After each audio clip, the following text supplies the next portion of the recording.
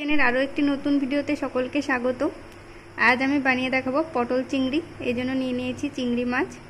চিংড়ি মাছগুলোকে ভালো করে ধুয়ে বেছে নেব। কাঁচি দিয়ে কেটে পরিষ্কার করে নিয়েছি। এবার মাছগুলোকে লবণ হলুদ মাখিয়ে নেব।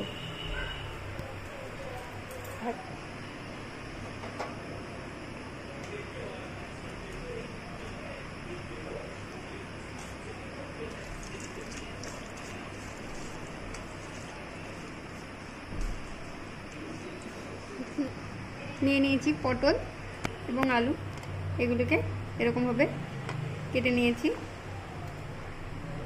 তার জন্য নিয়ে নিয়েছি পেঁয়াজ কুচি, পেঁয়াজ বাটা, আর এখানে আছে আদা রসুন কাঁচা লঙ্কা বাটা। আমি দুটো কাঁচা লঙ্কা দিয়ে একসঙ্গে পেস্ট করে নিয়েছি।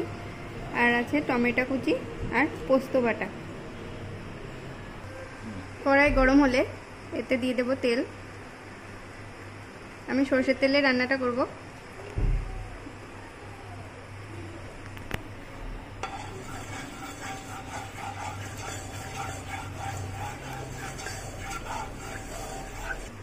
তেল গরম হলে দিয়ে দেব পটল। পটলগুলোকে আমি আগে ভেজে নেব। সামান্য একটু হলুদ দিয়ে দেব, লবণ দেব না। আলুগুলো লাল লাল করে ভেজে নিয়েছি। আলু ভাজার সময় আমি লবণ দিয়ে দিয়েছিলাম, লবণ এবং 50% এগুলোকে সিদ্ধ করে নিয়েছি। ভাজার সময়তে এগুলি 50% সিদ্ধ হয়ে গেছে।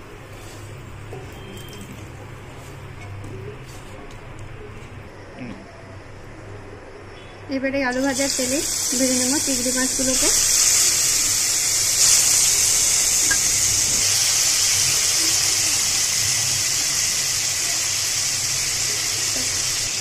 চিংড়ি মাছগুলো ভাজা হয়ে গেছে, উঠিয়ে নেব। চিংড়ি মাছ বেশি ভাজলে শক্ত হয়ে যায়, এজন্য দুই একবার উল্টে পাল্টে ভেজে দিলেই হয়ে যাবে। কড়াইতে দিয়ে দেব আরও খানিকটা সরষের তেল। তেল গরম হলে দেব 5 ফোড়ন, গোটা গরম মশলা, 2টো এলাচ, 2টো লবঙ্গ, দারচিনি আর গোলমরিচ নিয়েছি 4-5টা। তেলের উপর দিয়ে দেবো সামান্য একটু চিনি, এতে কালারটা ভালো আসে। তেলটা লাল হয়ে এলে এতে দিয়ে দেবো পেঁয়াজ কুচি।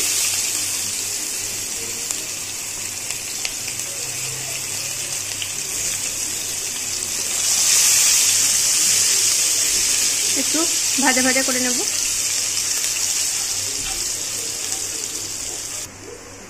এইবার পেঁয়াজটা ভাজা ভাজা হলে দিয়ে দেব পেঁয়াজ বাটা।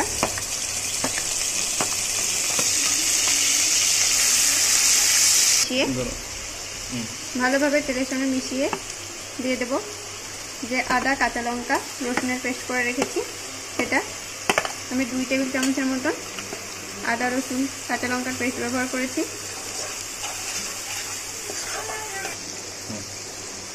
এবারে অ্যাড করে দেব লবণ, হলুদ গুঁড়ো,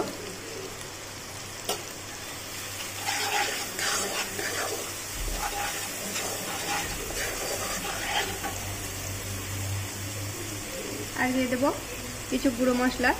দেব ধনে গুঁড়ো, কাশ্মীরি লঙ্কা গুঁড়ো,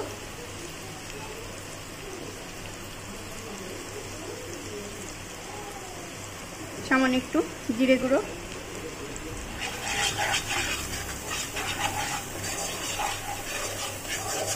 তেলের সঙ্গে ভালোভাবে মিশিয়ে নিয়ে দিয়ে দেব কেটে রাখা টমেটো কুচি।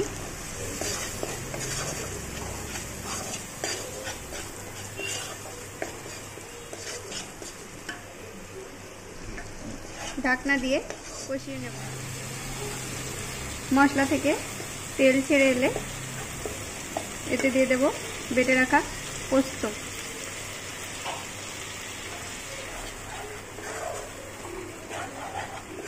বাটিটা ধুয়ে আমি সামান্য জল দিয়ে দিয়েছি।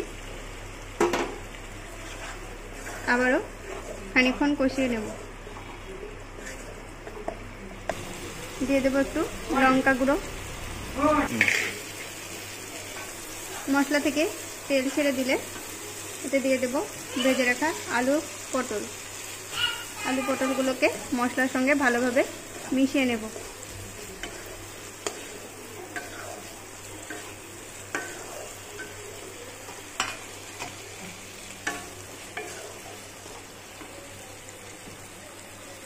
মিশিয়ে নেবার পর সামান্য একটু গরম জল দিয়ে কষতে দেব।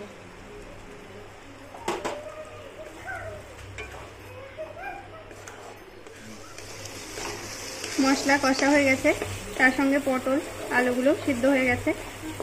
দেখো মশলা থেকে তেল ছেড়ে দিয়েছে। এবার আমি দিয়ে দেব গরম জল। যে কোনো রান্নায় গরম জলই ব্যবহার করবে, এতে রান্নার স্বাদটা অনেকাংশে বেড়ে যায়।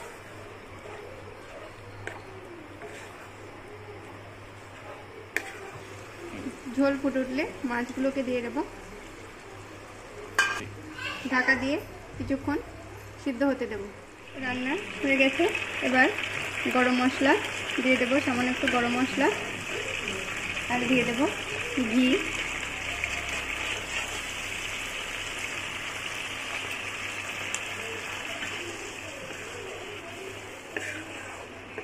ঘি এবং গরম মশলাটাকে ভালো করে মিশিয়ে নিয়ে গ্যাসের ফ্লেম বন্ধ করে দেব।